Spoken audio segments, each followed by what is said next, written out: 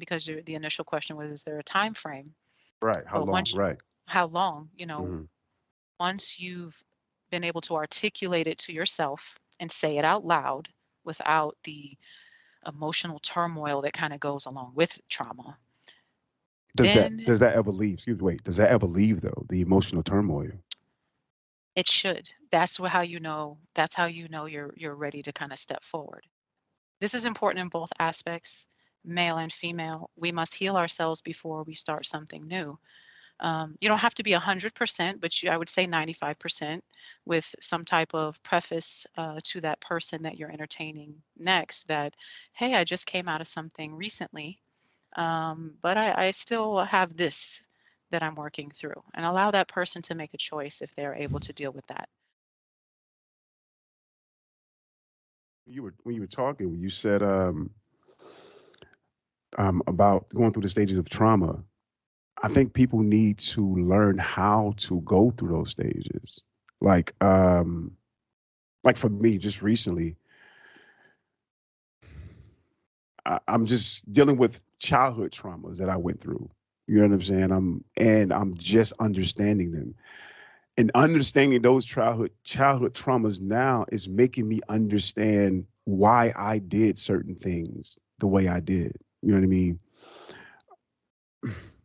And I'm old as hell, so I think people need to start learning how to deal with those things earlier. Especially in our community, we don't go to therapists too much. I mean, they're starting. Excuse me, but I think we really need to start going to talk to therapists about some of the issues that happened to us at a young age, or just happened to us just the other day. Like we really need to get these things out. Uh, yeah, I think that's something because once you build a healthy person, I feel you can build a healthy marriage. You understand? That's true. That's true. Yeah. But I also want to give room for us to grow together because so many of us are in our healing process. And I've been through my trauma as well.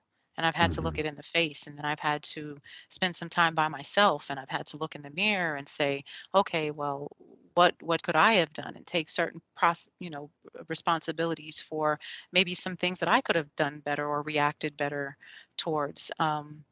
So the first thing to do, I believe, with trauma is to really take a step back and look at it from an outside perspective. Because a lot of times I think we become engulfed in the emotion of our trauma and we Hmm. miss the point of it. We miss the Absolutely. high level point of why did this happen, and Mm. could it have been prevented, and did I miss something that I could have reacted better, or just a lot of introspection on a higher Hmm. level outside of Yeah. the emotional trauma. So that's the first step. And once you look in the mirror and you are able to say, okay, you know what, I probably could have prevented this, or I couldn't have prevented this. um, but since this happened to me, what is the silver lining?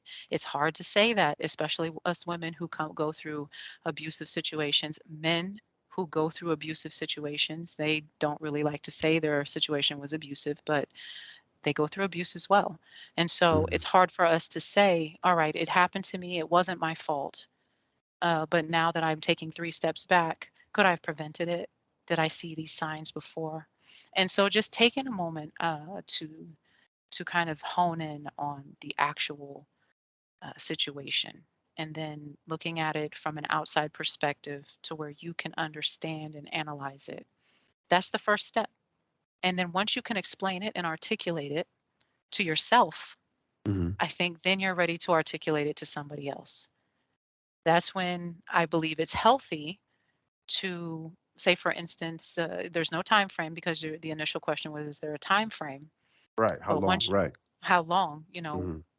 once you've been able to articulate it to yourself and say it out loud without the emotional turmoil that kind of goes along with trauma, Does that then does that ever leave? Excuse me. Wait. Does that ever leave though? The emotional turmoil. It should. How you know you're ready to kinda step forward.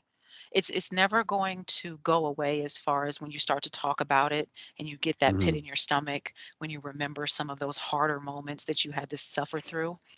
It's Yes. not gonna go away, but what's gonna happen is you're going to be able to speak on it without reliving it. You're gonna be able to speak on it without nosediving into the desperation, into the pain, into the Mm. neglect, into the abandonment, So you'll know when you reach that moment, such as I can sit here and I can tell you my trauma. Does it still kind of sting to say a little bit? Yeah, of course. But I'm not going to start breaking down in tears. I'm Okay. not going to let it consume me. I'm not going to get off the phone and or get off the podcast and then go in a corner and sit and sulk and rock back and forth. I'm not going to do that. Why? Mhm. Because I've already spoken it to myself and I've already spoken it out loud and I already understand what happened. I Mhm. understand the whole concept of my part, their part, and if I speak to somebody in my future, I'm able to again articulate to them what I've learned from it. And so Mhm. even though it still affects me, I'm not going to say Mhm. the remnants aren't there. I have the capability of communicating it and expressing it to someone who I'm hoping will accept me for all of me, because that's what we want people to do. We want people to accept us for Except all of us, at absolutely. not just the great shiny parts, not just the Yeah. parts that make them feel fluffy and Mhm. because all of us have, like I said, these situations, these traumas in the past that will leave triggers. They will. Mhm. They'll leave triggers, and you're never going to get rid of some of them. But as long as you're able to communicate them, inshallah, inshallah, that next person can respect you from where you've been, what you've been Mhm. through. They'll be like, oh, Mhm. you know what? I really respect, what you've been through and you've been able to come out of it. And, I can protect you because I'll never cheat on you. I Mhm. know that's a quality that I have in myself because I've been cheated on too. That's how you it's not trauma bonding then. It's Mhm. Mhm. it's communication through life journey and knowing that that person has been through similar situations and so they would never put you through it because they've been there, done that, and they can empathize with that. Again, just to kind of Mhm. recap, it's hard to be vulnerable.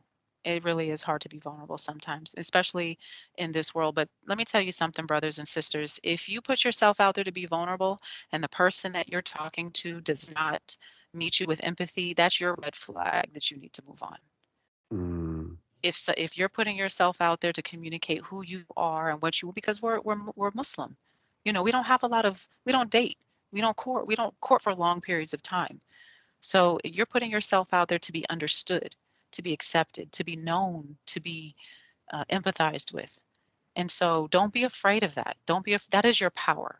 That is a powerful thing that we have in Islam to where we know that we act with intention. I'm intentionally talking to you because I want to marry in the future and I want you to know who I am. So I'm going to share with you some of the most vulnerable things about me. Not not too deep because we're just meeting people, but Mhm. I'm going to share with you the things that I know you need to know about me to be able to love me for me. Because it's like a kind of a speed dating thing. Yeah. You Yeah. got to get it out there. You got to get that Right. information out there. So Right.